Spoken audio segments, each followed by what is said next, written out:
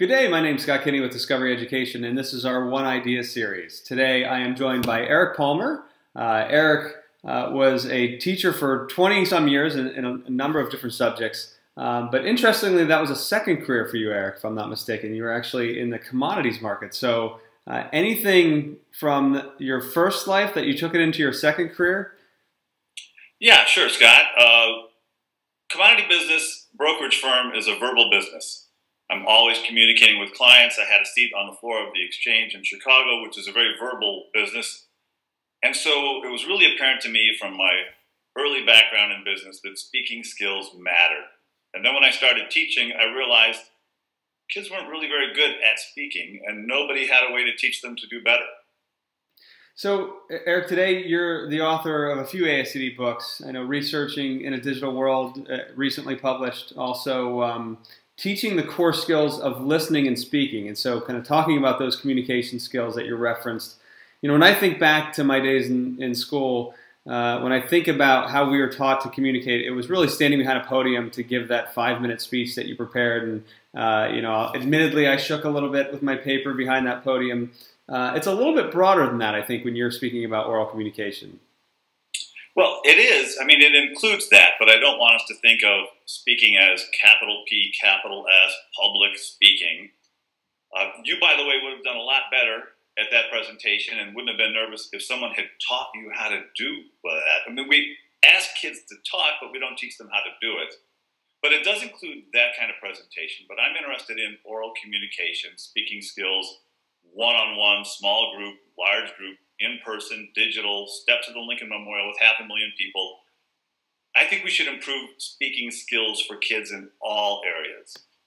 Now, I think most of us would agree that that's a skill that's critically important. I think one of the points you make, though, is it's becoming even more important as our world develops. Could you talk a little bit about why it becomes more important now for kids to have these skills?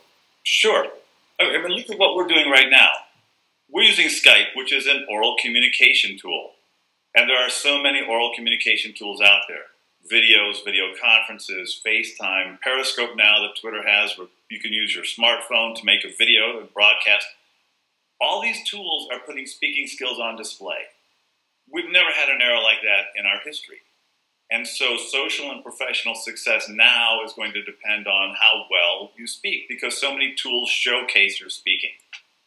So if I'm a building administrator, if I'm a district administrator, how do I get started? I understand the importance, but I still don't really know how to get started with this. How do I get my kids more engaged in communication skills and my faculty and my educational community?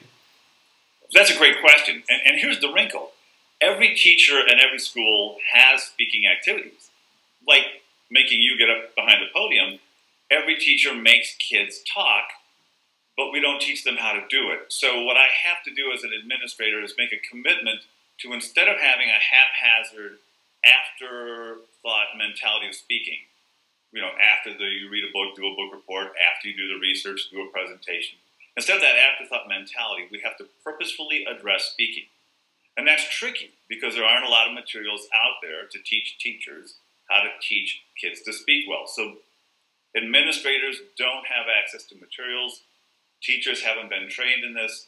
So there's a little hurdle to overcome. But the first step is to make that commitment. Notice kids are not speaking well. Look at it with new eyes. You can't anymore say, oh, they're just kids. You know, that's how they talk. That is how they talk, but it's not how they can talk. So you have to make the commitment to addressing speaking skills and then search for a consistent, practical way to teach that throughout your school. So in your book, you actually reference the importance of listening and speaking. So I don't think we think oftentimes about our students and their listening ability. So how do we start to look at those types of things and start to measure those types of things if I'm, say, a classroom teacher? Well, we have to reevaluate what we think of as listening. Because when I was teaching, I thought listening meant sit still and be quiet. But if you look at the skills that most state standards, Common Core and otherwise have, we're talking about being able to collaborate, which involves deep listening and understanding. We're talking about making sense of diverse inputs, understanding, you know, that involves media literacy, internet literacy. So we have to think of listening as more than, did you hear me? And start addressing, are we collaborating? Are we understanding each other's ideas? Can we make sense of images, video, audio? Do we get these diverse inputs? So that also is more complex than we've been thinking. Erik, where do I go to find out more information about maybe instituting some of these things in my school? So if I recognize the critical importance, but I'm really struggling getting started to implement it in a very practical way, where can I go to get some more information on that? You know, that's the wrinkle. Obviously, I'd love to send people to my book, Teaching the Core Skills of Listening and Speaking. And the first book I wrote about this, Well-Spoken, Teaching Speaking to All Students, I ended up writing those books because there was nothing out there. And it's largely true that there's still nothing out there. There is no scope and sequence. And people that have language arts programs, again, have the afterthought mentality, have them talk at the end of some unit. So it's tricky. I'm probably arrogant when I say that the practical framework that I introduced at my website, pvlegs.com, and that makes sense when you go to the website, is probably a really good place to start at coming up with a framework for teaching kids the skills of oral communication. Very good. Well, I think if nothing else, we'll be visiting your website to figure out what pvlegs.com actually stands for. I tried to invent, way back when, sixth-grade speaking, because sixth-grade writing was popular, and that really helped me as a language arts teacher. Instead of giving a paper a grade, I could break writing into components that I understood and that kids understood.